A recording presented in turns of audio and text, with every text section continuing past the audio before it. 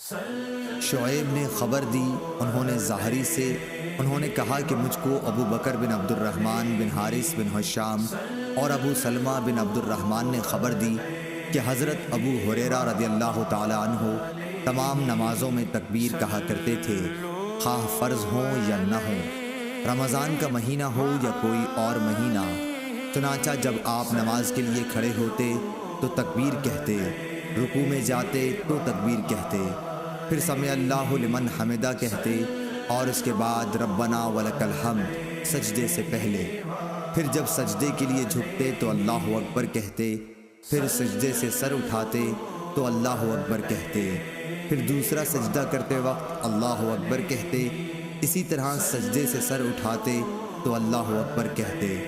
وہ رکعات کے بعد قاعدہ اولیٰ کرنے کے بعد جب کھڑے ہوتے تب بھی تکبیر کہتے، اور آپ ہر رکعت میں ایسا ہی کیا کرتے، یہاں تک کہ نماز سے فارغ ہونے کے بعد فرماتے کہ اس ذات کی قسم جس کے ہاتھ میں میری جان ہے، میں تم میں سے سب سے زیادہ نبی کریم صلی اللہ علیہ وسلم کی نماز سے مشابہ ہوں۔ اور آپ اسی طرح نماز پڑھتے رہے یہاں تک کہ آپ صلی اللہ علیہ وسلم دنیا سے تشریف لے گئے۔ صحیح بخاری حدیث نمبر 803۔